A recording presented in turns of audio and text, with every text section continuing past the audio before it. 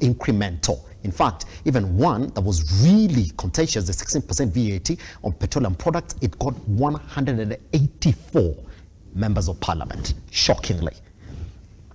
Is this not a loss for Raila Amolo Odinga? Because Raila Amolo Odinga and the Azimio coalition, or you like to say the minority side, were the voice of reason.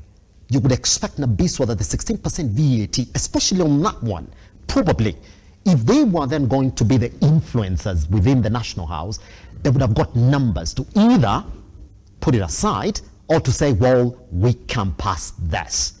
But then, even the voice of reason, the voice of, like, this is not what Kenyans want, because you would tell me no Kenyan would vote for the 16% VAT on petroleum products. They had it go through.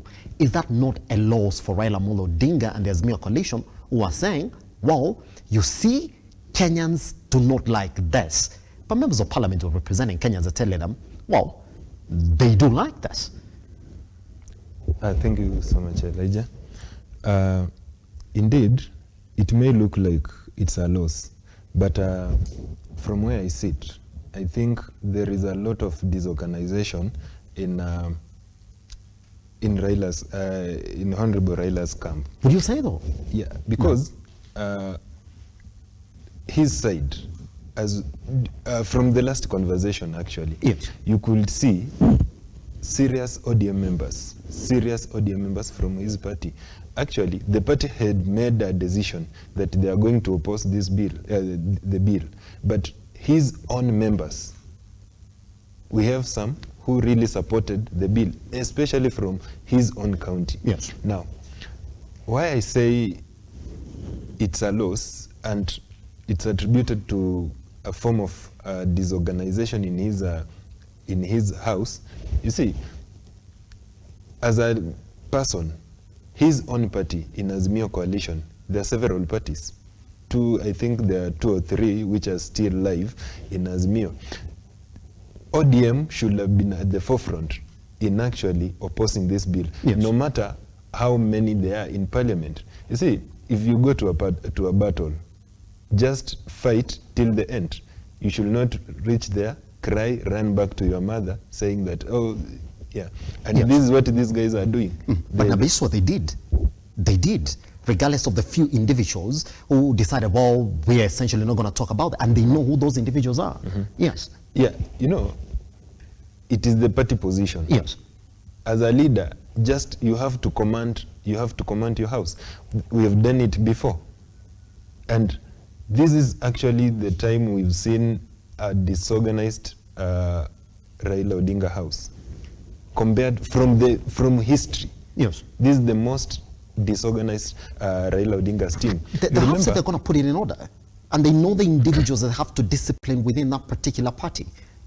But in their own rights. Yes. In their own rights. Because when I go to the house, I'm going to represent my people. I have a right to vote wherever I have. But now there is now I'm in a way dictated by the party, my party's decision. Yes. Now, if at all you are going to discipline a given member of parliament from your side who voted alongside the other party, you are doing him a disservice, because it is his own right. But as we said last time, the party always has a direction which you have to follow.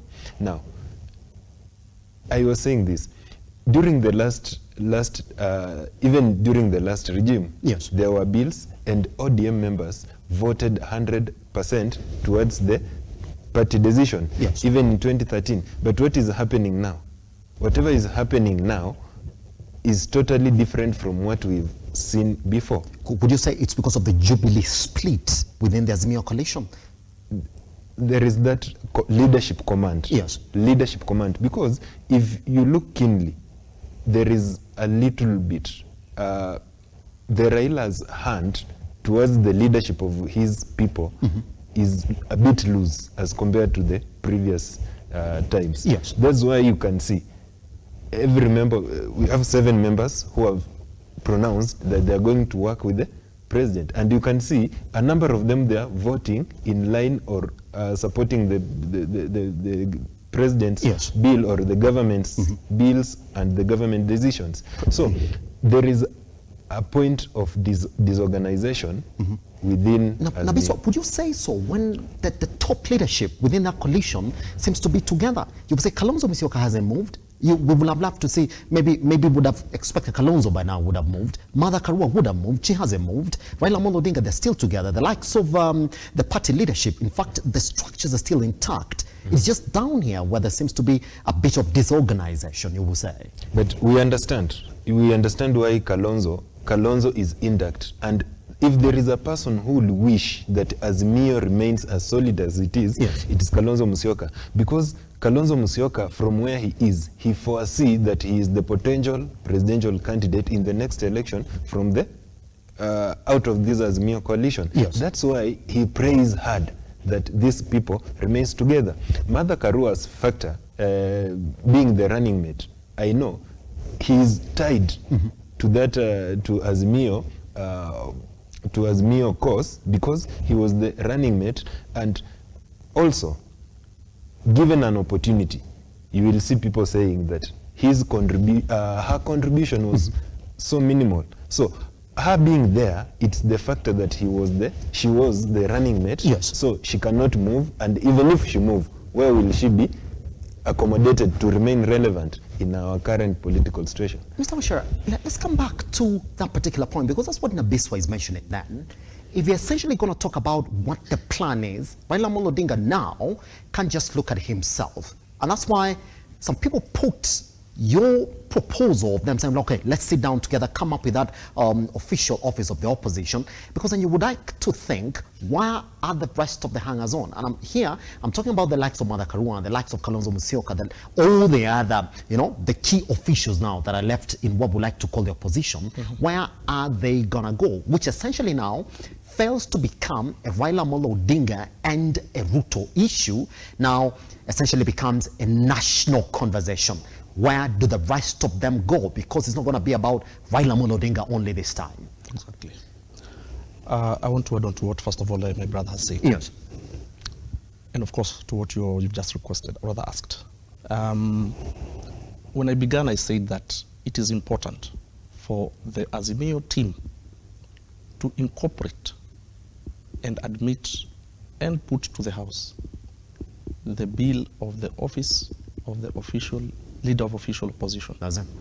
For me, that is a very big plus for them. And I like what you've said, when you've said that where is Raila Odinga?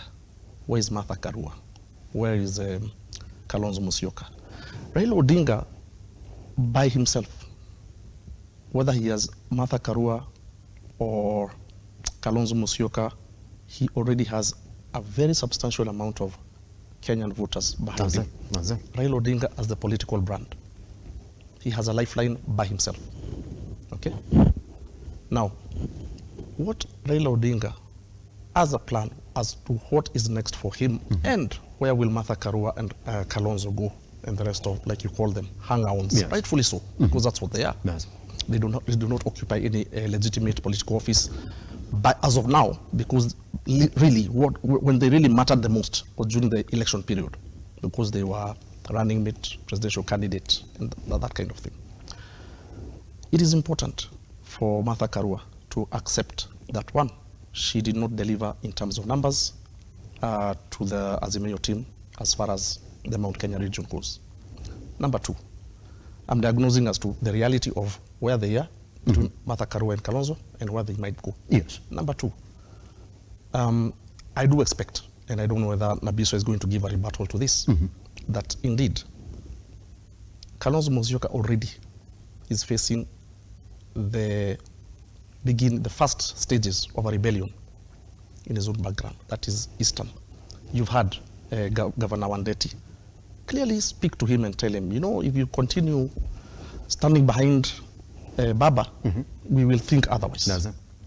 You can see that majority of the times when they're attending the Azimio meetings and rallies and press conferences, either he's not there, or when he comes as an individual. You have clearly seen what Maendeleo Chap leader, the former governor, Mutua did. He did his mathematics, he did his projections. Before the game was over, he went to the Ruto side. Now he's a minister for cabinet secretary for foreign affairs, a very powerful post, right? Now, why would the Kamba Nation, for instance, and I'm not inciting them on any particular notion, why would they, for instance, continue to say, we've been backing this gentleman since the Moi era. The best we got back then was a vice president and a Ministry for Foreign Affairs. But now we are out in the cold. You know, that is basically the interpretation of the Kenyan people, right? But now, and again I say, I'm not inciting anybody. If the rebellion that is starting to take root, to germinate in the eastern province areas, because the governors already have legitimate office, they have mandates, they have to deliver to the people because they're also looking at a second term, or they're looking at another higher office. So their primary focus is not to follow their party leader at the moment. Their primary focus is to deliver to the people who elected them, so that those who are first-time governors will be able to access a second term. So in actual sense, the only way and the best thing, I think, for now, realistically, the Azimio team can do, and I'm repeating it again, is to push and admit a bill that is being supported by the government side of the office of the official leader of opposition, to legitimize them, and to concentrate their forces on the floor of parliament and Senate. And when that has a problem, they can still go back to the people, but with a bigger sense and badge of legitimacy, constitutionally. Pretty much. Just before we cross over to Nabiswa, I mean, when you look at the best chance for them to do that, or even essentially test whether indeed their support of the bill would have essentially given them something, it was through the bipartisan talks. And you just said they did have also a legitimate chance in actually pushing the government to the wall, saying that, well, yes, we do accept to come to the table, but these are the reducible minimums that we're going to give to you. So you touch on them, we go back to the street, or we essentially move from the negotiation table. That's more sure. You did see that. I think even the government side, and I'm talking about Ruto in this, in a nutshell, did say, well, now they're misbehaving. We can get out of those talks and there's nothing that's going to happen. Is Ruto acting in a way that, well, regardless of what you do, by the end of the day, I'm going to win? Great. That is a good question, Elijah. Let me say this, and I'll say two things that we need to consider. I really hope that our listeners, or those who are watching us, and my friend here, my brother Nabiswa, will probably take cue from there.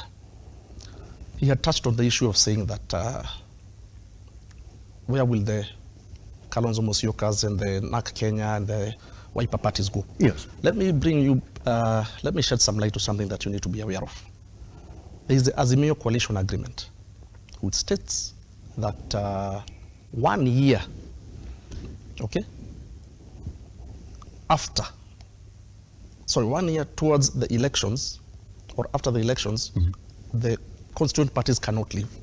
1 year, So Azimio, NARC, and all others, I think there are 24 parties.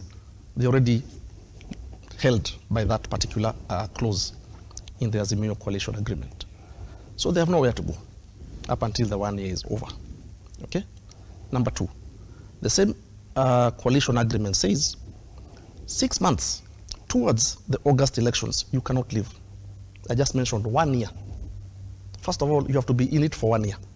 But even if you're in it for 1 year, 6 months towards the elections, you cannot leave.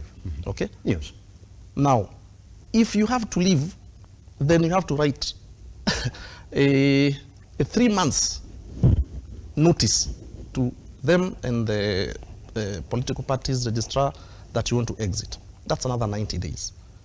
So far, legally, they are bound. If you are in Azimio, you are there to stay until that time lapses. All right? That's one thing. So I think that, first of all, handles the issue of where are they going to go. Yeah? The other question was? Does it?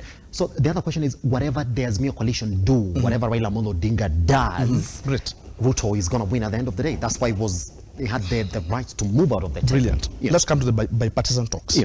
There was about 3 or 4 demands that Raila Odinga had made. And I don't say Raila Odinga. I'm not really going to say Azimio, because there is no Azimio without Raila. So he had said, number one, let us address the opening of the servers. There was something about cost of living. There was this matter about reconstitution of the IEBC. But later on they said, oh, you guys are meddling with our constituent parties, our affiliate parties, the Jubilee aspect, the split. One side wants to take Jubilee to Kenya Kwanza, the Sabina Chege faction and the Kanini Kega faction Yes. wants to take it out there and all that. And they Yes. raised that. Now, what happened during the bipartisan? I want you to hold your thoughts right there on the bipartisan talks. I just want to take a tiny breather. Once we come back, we open with Mr. Nabiswa right here. Then you get back on the bipartisan talks. We are looking at what the Azimio plan is. Remember, they're meeting today just to essentially what they're calling negotiations or just consultations with their party support so they know what is their next move. If you had the president speak yesterday, it is say, well, those who want to go back to the streets, they should hold on. Because it's when they're just starting with the implementation of the Finance Bill 2023. Is that the plan for the Azimio coalition? And if not so, why does Mr. Washira right here tend to think that it's not effective when indeed it has one time made the president go back to the negotiating table? Maybe the question we should ask this time around, how can they do it differently if indeed that is going to be their winning strategy? Once we come